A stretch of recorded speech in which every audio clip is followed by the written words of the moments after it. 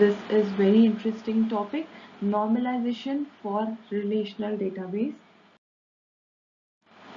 Here we will study database normalization. So what is normalization? Normalization is basically storing the database in such a form that um, the retrieval of data is easy, its storage is very efficient, and no redundancy inside the table, and the data is stored in proper format that easily uh, we can retrieve the required information from the relations.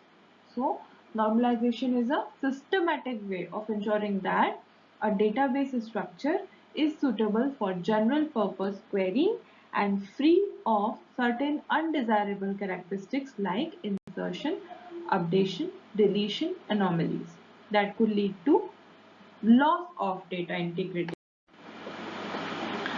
Now we have some definitions. First is functional dependency. So we have seen functional dependency. If one attribute X is determining another attribute of the same relation, then we call it functional dependency.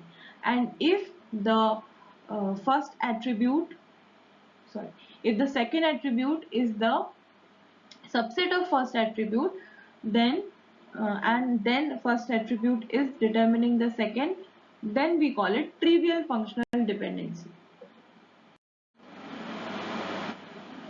Full functional dependency, if an attribute is fully functionally dependent on a set of attribute X, if it is functionally dependent on X and not functionally dependent on any proper subset of X. This is very important point to be noted.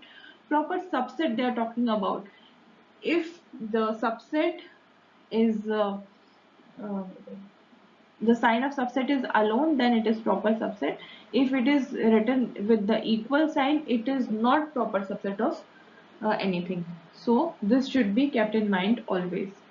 So now here we are seeing the example. Employee address has a functional dependency on employee skill, but not a fully functional dependency because it is also dependent on employee ID. So this is depending on.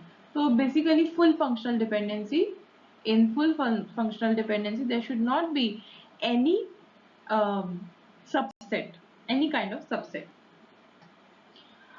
Transitive dependency. A transitive dependency is an indirect functional dependency in which X determines Z only by virtue of X determines Y and Y determines. Then multi-valued dependency. A multi-valued dependency is a constraint according to which the presence of certain rows in a table implies the presence of certain other rows. So basically multi-valued dependency is a constraint. According to it, the presence of certain rows in a table implies the presence of certain other rows. So this is multi-valued dependency. Then join dependency. A table T is subject to join dependency if T can always be recreated by joining multiple tables, each having a subset of the attributes of T.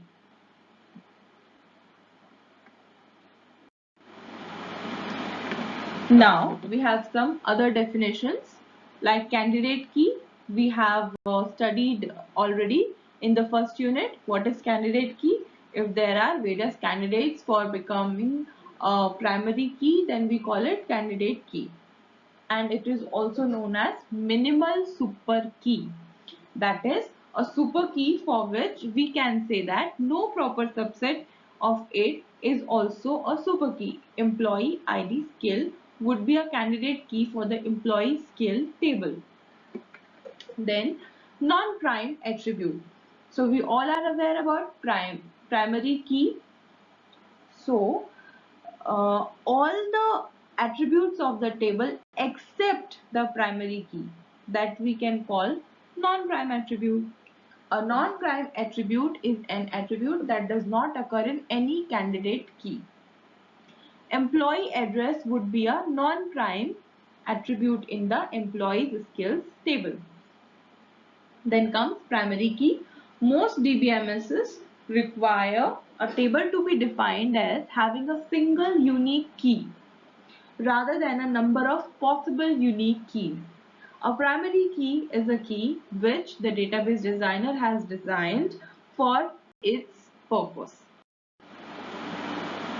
Now we study the normal form. We can call it NF also in short form. So the normal forms of relational database theory provide criteria for determining a table's degree of vulnerability to logical inconsistencies and anomalies. The normal forms are applicable to individual tables to say that an entire database is in normal form N is to say that all of its tables are in normal form. So basically what happens if the data is kept normally, if there is no anomaly, if there is no inconsistency, if there is no wastage of space, the efficient usage of space is there, and whenever we want to uh, fetch the data, we can easily retrieve it, and it is very much organized, then we call the data is in normal forms. So now we have first normal form. A table is in 1NF if and only if it is isomorphic to some relation, which means specifically that it satisfies the following 5 conditions. So we have to study these 5 conditions. If the normal form is in first normal form, then these 5 conditions should be satisfied. There is no top to bottom ordering to the rows. There is no left to right ordering to the columns. There are no duplicate rows. Every row and column intersection contains exactly one value from the application domain and nothing else. All columns are regular, that is, rows have no hidden components such as row IDs, object IDs, or hidden timestamps. Nothing can be there. All the columns are regular. Violation of any of these conditions would mean that the table is not strictly relational and therefore it is not in 1NF. So these 5 conditions should be met.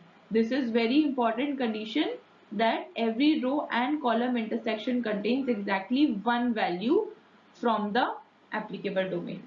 So if a person has 5 phone numbers, then we cannot put his all the 5 phone numbers in one single column. We can write only one phone number in one column, and if we have to store other phone numbers also, then we will create 4 other columns for storing those 4 phone numbers. Examples of tables or views that would not meet this definition of 1NF are a table that lacks a unique key. Such a table would be able to accommodate duplicate rows in violation of the condition 3. A table with at least one nullable attribute. A nullable attribute would be in violation of condition 4, which requires every field to contain exactly one value from its columns domain. So these are the conditions. If they are not met, then we cannot call the normal form in first NF. The relation is not in first NF. What? The first one is if there is not a unique key, then there will be duplicate rows. Second, if there are null attributes present, then we cannot call it in 1NF, because this is a violation of the condition that every field requires exactly one value. First normal form. Suppose a novice designer wishes to record the name and telephone numbers of customers. He defines a customer table which looks like this. So this is customer number, then customer ID, customer first name, surname, and telephone number. This customer ID 1, 2, 3, 4, 5, 6, 7, 8, 9, first name, surname, and telephone numbers is given. So can we say this is in 1NF?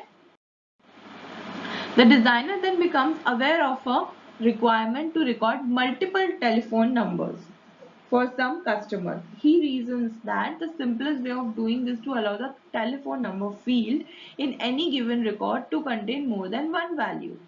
So he did what? In the second 456 customer ID, he stored more than one phone number, which is the violation. Which is the violation of the rule that it should contain only one value. So it is here in this example, it is containing two values. So it is completely not in first normal form. Assuming, however, the telephone number column is defined on some telephone number like constraints, example, strings of 12 characters in length. The representation above is not in 1NF if it prevents a single field from containing more than one value from its column's domain. The designer might attempt to get around this restriction by defining multiple telephone number columns. So, what he could do is, designer can simply uh, make two other columns for storing those phone numbers. So we can see here telephone number 1, number 2 and number 3. If he has only 3 phone numbers, then they can be stored this wise. Now, this representation, however, makes use of nullable columns and therefore does not conform to Date's definition of 1NF and causes logical problem. Yes, because we are not advised to use null attributes in that table. So obviously it will create some logical problems whenever we are applying some aggregate functions or anything on the rows. So this will not be applicable on that. So the problems will be difficulty in querying the table, answering such as question as which customers have the telephone numbers X, inability to enforce uniqueness of customer to telephone number links through the RDBMS.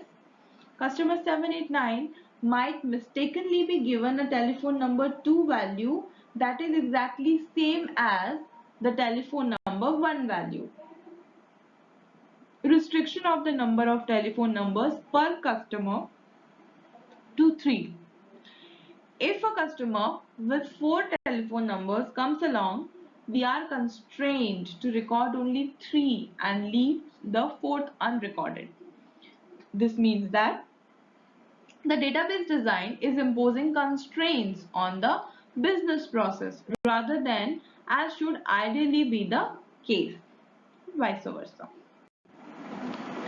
So now we have some other design. A design that is unambiguously in 1NF makes use of two tables, a customer name table and a customer telephone number table. So this is the table which is having only name, first name and surname, and then other one having customer telephone number. This customer of customer ID 456 was having four telephone numbers, so this is stored 2 times and his phone number is stored this way.